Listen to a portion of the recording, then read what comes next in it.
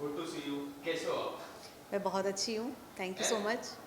ये जो 2-3 महीने की मैं बात करूँ, इतने अमेजिंग आपके फैमिली के लिए इतने अमेजिंग बीत रहे। एक अभी साउथ अफ्रीका से आया और एक ओटीडी में मैं बोल सकता हूँ राज कर रही है, वो रानी की तरह राज कर रही है, उनको इतना रिस्पेक्ट मिल रहा है। आप किस तरह से देखो ये जो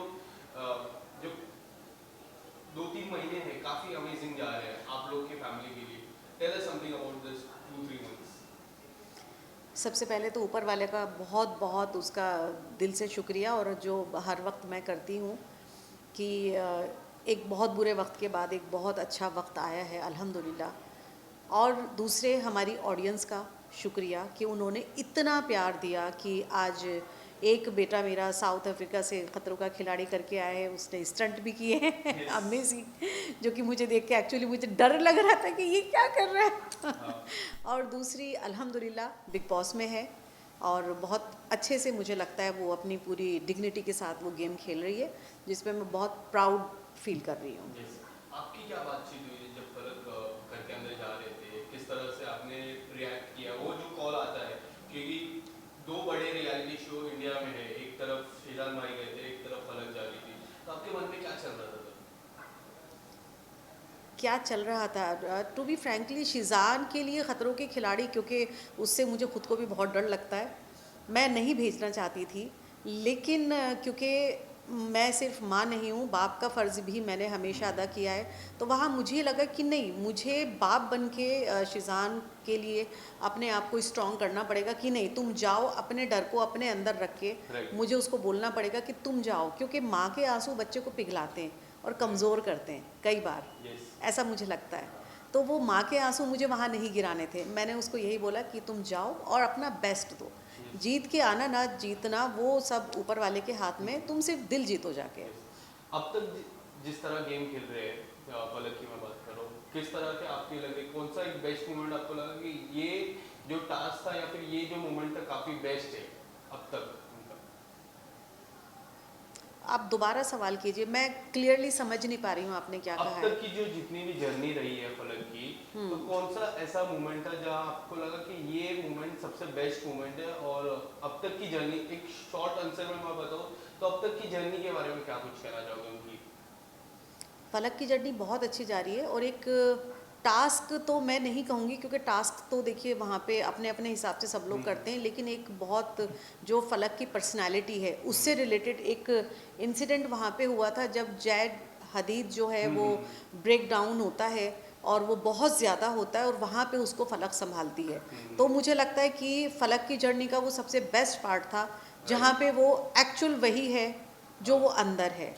ये किस्सा आई गेस आप बात करो आकांक्षा के जाने के बाद जो दूसरा टास्क आता है, जहाँ पूजा मैम भी रहते हैं, फलक रहते हैं, ये किस्सा उसी समय का आई गेस जब जैक सबसे ज्यादा ब्रेक डाउन हुए थे घर पे आई गेस। यस, वो बहुत ज़्यादा ब्रेक डाउन हुए थे, उन्होंने अपना सामान वामान सारा नीचे निकाल लिया था, और बहुत ज़्यादा वो रो रहा था उस टाइम। हालांकि फलक उससे बात नहीं कर रही थी, क्योंकि उससे पहले वो कुछ शेमिंग वाला इंसिडेंट हुआ था, बेबिका के साथ जैद की लड़ाई हुई थी, और उस लड़ाई के बाद फलक ने, आपने देखा ही होगा कि वो उसको प्यार से जादू जादू बोलती है, और उसने उसको भाई बना लिया है अपना, और वो उसको उसी तरह से ट्रीट भी करती थी कि लाइक माय ब्रदर। लेकिन वो एक इंसिडेंट वहाँ ऐसा हुआ कि जहाँ पे फलक को लगा कि नहीं, इसको मैं भाई नहीं बनाऊंगी, और वहाँ पे उसने, ये मैंने कहते हुए सुना, उसने बोला कि नहीं, मेरा हो गया, किसी की रिस्पेक्ट के आगे मैं रिलेशन भी नहीं है मेरा, उससे बढ़ के नहीं है, और वो ऐसी ही है, और उसने वहाँ वो ख़त्म कर दिया था। बट जिस दिन जैद हदीद को ब्रेक डाउन हुआ, उस दिन फलक ने बहुत ज़्यादा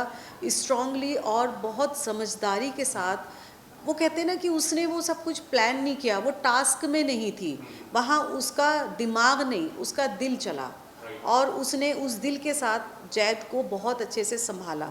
तो मेरे लिए तो वो बहुत एक प्रेशियस मोमेंट था, जहाँ पे फलक ने, अपने आप को तो हर कोई संभाल लेता है, बट खुद किसी और को संभालना वो बहुत बड़ी बात होती है। फलक जी की मैं बात करूँ तो जिस तरह वो लोगों से जो रिलेशन बनाया, इतना अच्छा बना, इतना प्योरिटी वाला relation, but Puja ma'am, Cyrus ji जो अब नहीं है घर पे, अविनाश हो गया, ये जो ग्रुप है उसके उस ग्रुप के बारे में क्या कुछ कहना चाहोगे?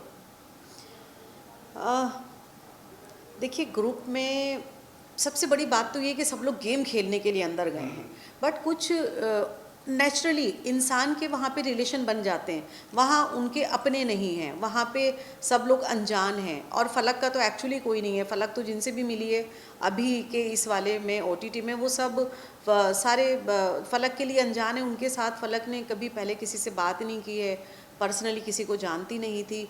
तो एक वो कंफर्ट जोन आ जाता है जहाँ दो लोगों की सोच एक जैसी होती है, तो वो सारे अच्छे हैं।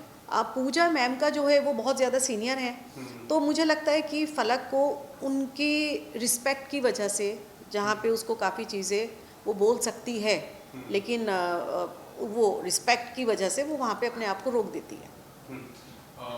फलक और अविनाश की मैं बात करूँ, मुझे ऐसा लगता है कि घर पे पूजा मैम के बाद सबसे ज़्यादा जो मैच्योर लेवल की बात होती है वो दोनों में मुझे कई हद तक नज़र आती है।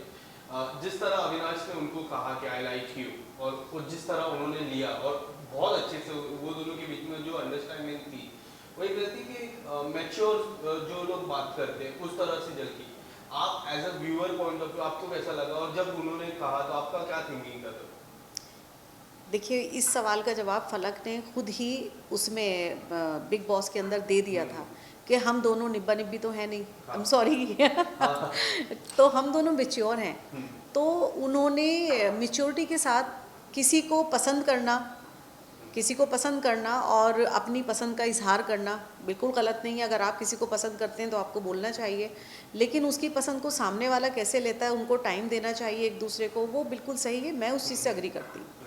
मनीषा रानी फलक भी कहती है, बट जब भी नॉमिनेशन का टास्क होता है या फिर जब कंटेस्टेंट को नॉमिनेट करना रहता है वो हमेशा फलक का नाम लेती है, ऐसा क्यों आपको लगता है? और 3 बार या 4 बार से भी ज्यादा उन्होंने नाम लिया था। कल भी इस चीज का जिक्र हुआ था, कल का आपने देखा रहेगा। बिल्कुल आपको बिल्कुल। क्या लगता है वो रिलेशन कितना रियल है कितना फेक है? देखिए, यहाँ पे कुछ लोग सिर्फ गेम खेलने आए, उनको गेम खेलने के लिए रिलेशन वहाँ पे बनाने पड़ रहे हैं, और कुछ लोग रिलेशन में हैं, उनके लिए गेम जो है वो सिर्फ एक गेम है। गेम के आगे भी उनको अपने वो रिलेशन अपनी उसी डिग्निटी के साथ, अपने उसी प्योर सोल के साथ उनको आगे भी मेंटेन करने हैं। तो मनीषा का गेम अलग है, उसके लिए वो सिर्फ एक गेम है, जहाँ पे उसको अभी वो कैप्टन है तो उसको दीदी दीदी बोलना है, और वो दीदी सामने से बोल रही है लेकिन पीछे से वो नो डाउट बहुत बुराइयां कर रही है, तो उसके लिए उसका गेम जीतना जो है वो उसका टारगेट है। एज अ व्यूअर पॉइंट मुझे काफी फेक लगता है। आप व्यूअर पॉइंट भी है और आप फैमिली मेंबर भी हो, तो आपको कितना रियल लगता है कितना फेक लगता है? और वो जब घर के बाहर आएंगे फलक, कभी भी ट्रॉफी लेके आए या फिर पहले भी आए, आप इस चीज पे जिक्र करने वाले हो कि जो मनीषा रानी है वो काफी फेक थी? नहीं, देखिए, इस चीज़ पे मैं कोई कमेंट नहीं करना चाहूँगी, क्योंकि ये एक गेम है और हर इंसान की अपनी एक जर्नी होती है, उसकी अपनी एक मंजिल होती है। फलक का जो है वो, और ये जो मैं शो देख रही हूँ ये मैं एज ए मदर नहीं देख रही हूँ, मैं भी एज ए व्यूअर ही उस शो को मैं देखती हूँ। अगर मदर देखती तो मैं उसको अंदर ही जाने नहीं देती, मैं मना ही कर देती। एवलिश के आने के बाद कितना एनवायरनमेंट में बदलाव आया है?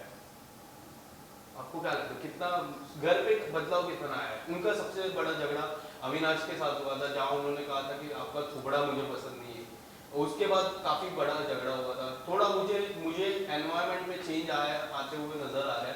आप अगर कुछ बताना चाहोगे एवलिश के बाद? आशिका का तो अलग सवाल रहेगा। एवलिश के बाद कितना घर पे बदलाव आया है, और अभिषेक के गेम पे कितना बदलाव आया है? देखिए, जब कोई वाइल्ड कार्ड एंट्री होती है तो उनके पास प्लस पॉइंट ये होता है कि वो बाहर से सब कुछ देख कर जाते हैं, और सबके बारे में उनको एक एक चीज़ पता होती है, उनका स्ट्रॉन्ग पॉइंट भी, उनका ट्रिगर करना, उनका वीक पॉइंट भी। तो ये चीज़ें हैं, ये चीज़ उनके लिए बेनिफिशियल है, किसी के लिए भी। एल्विश से मेरी पर्सनली, मैं उनको नहीं जानती हूँ, गेम के लिए आया है तो डेफिनेटली अपने एफर्ट्स ही डालेगा, और डालने भी चाहिए उसको। और उसके आने से काफ़ी एक वो कहते हैं ना कि घर के अंदर एक भूचाल आ गया है, जो कि आना चाहिए था, तो वो अच्छा लग रहा है देखने में।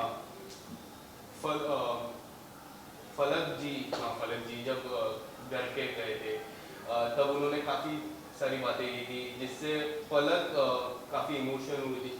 आपको क्या लगता है वो जो उन्होंने बोला कि वो खुल के नहीं आ रही थी, या फिर कुछ ऐसे ही वर्ड था जो उन्होंने यूज किया था? सलमान सर भी थे, फिर बाद में सलमान सर उनको सीईओ करने गए थे। आप कुछ कहना चाहोगे? उसके बाद आपकी बात हुई फलक से कि आपने ये घर पे जाके क्यों कहा है, कि उनका क्या पॉइंट था उस चीज को लेके? कौन सा वर्ड था, मुझे वो वर्ड आप बताएंगे प्लीज? ऐसा एक वर्ड था कि आप खुल के घर पे नहीं आ रहे हो, फलक को लेके था। फलक जी ने ये कहा था जब वीकेंड का वार होता है, हाँ, as a special guest, I guess ये कहा था कि कुछ और वर्ड कहा था, आई गेस कुछ तो अलग वर्ड था। कि फलक खुल के गेम नहीं खेल रही है। हाँ, उसके बाद थोड़ा इमोशन भी हुए थे फलक घर पे। हाँ, वो एक्चुअली राइट वो ये था कि आप खुल के बाहर नहीं आ रहे हो, हाँ। आप तो उसके ऊपर वो शपक गई थी। जब आप हाँ, शपक की शपथ बात की, कर रहे हैं, आप शपथ की। एक्चुअली दोनों बहनों में कंफ्यूज हो गए शपथ ने और फलक आपने को मुझे भी कहा। कंफ्यूज कर हाँ, दिया। शपथ ने फलक को कहा था। शपक ने फलक को कहा था कि आप बहुत स्ट्रांग हो, तो वो उसको देख के वो वहाँ पे बहुत इमोशनल हो गई थी, वो रो पड़ी थी। तो उसने ये कहा था कि यहाँ पे सब लोग चिल्लाते हैं और मैं चिल्ला नहीं सकती। हाँ, तो उसको वो मैंने अपने पहले भी इंटरव्यू में ये चीज़ बोली है कि वो चिल्लाने वाला माहौल हमारी फैमिली में नहीं है। तो वो फलक की पर्सनैलिटी है ही नहीं कि वो चिल्लाए, बिला वजह वो किसी को पोक करे। अगर कोई करता है तो वो ये कोशिश करती है कि हम इस पे रिएक्ट ना करें। हमारा मानना ये है कि किसी भी चीज़ को बहुत प्यार से हैंडल किया जा सकता है। रहे सवाल आपको अभिषेक और फलक का किस तरह का रिश्ता लगता है, क्योंकि काफी सारी बातें हुई है, वो एज अ ब्रदर मानती है, बट बाहर से काफी सारी पॉइंट्स आए हैं उनके ब्रदर की तरफ से। उनके यूट्यूब चैनल पे काफी सारी बातें हुई, आपने उनका वीडियो देखा रहेगा, मैंने पर्सनली वीडियो देखा है। ना के फलक को लेके, शिजान को लेके काफी सारी बातें उन्होंने कही अपने यूट्यूब चैनल पे। वो एक हमारे इंडिया के सबसे बड़े यूट्यूबर है। आप अगर कुछ बताना चाहोगे, उस वीडियो को आपने देखा रहेगा, उसके बाद अगर कुछ आप बताओगे? मैंने उस वीडियो पे ऑलरेडी बात मैं पहले भी मैं कर चुकी हूँ। तो अभी भी मेरा यही है कि आप रोस्ट कीजिए, मजाक कीजिए, एंटरटेन कीजिए लोगों को, लेकिन किसी की फीलिंग्स को हर्ट करके आप ये मत कीजिए, ये बहुत बुरा लगता है। हमारे साथ तो जो हुआ है वो आपने एक रोस्टिंग के थ्रू आपने बहुत गलत तरीके से वो चीज़ बोली है। बट मैं फिर भी यही दुआ करूँगी कि किसी के ऊपर भी, किसी के भी बच्चे पे, किसी की भी फैमिली पे बुरा वक्त, ऐसा बुरा वक्त नहीं आना चाहिए कि जहाँ पे किसी का मजाक करना भी आपको हर्ट कर जाए। मैं सिर्फ इतना ही कहूँगी, बाकी सब समझदार हैं। और फलक का और अभिषेक का जो रिश्ता है वो एक्चुअली बहुत अच्छा बन रहा है। अभिषेक बहुत अच्छा खेल रहा है, तो मुझे लगता है कि बाहर आने के बाद उनका रिलेशन रहने वाला है। और एक इम्पोर्टेंट चीज़ जो यहाँ पे सब लोग भूलते हैं, ये गेम है, तो इसको गेम की तरह क्यों नहीं ले रहे हैं हम लोग? हम इतने पर्सनल क्यों कर रहे हैं एक दूसरे पे अटैक? ये मुझे लगता है नहीं होना चाहिए। अपनी ओपिनियन रखें, आप ओपिनियन रखें, लेकिन वो अंदर की सिचुएशंस हैं, अंदर के टास्क हैं। बाहर आने के बाद में भी पॉसिबल है कि एल्विश के साथ, अभिषेक के साथ और पूजा मैम के साथ और बेबिका के साथ, मनीषा के साथ सबके रिलेशन अच्छे हों।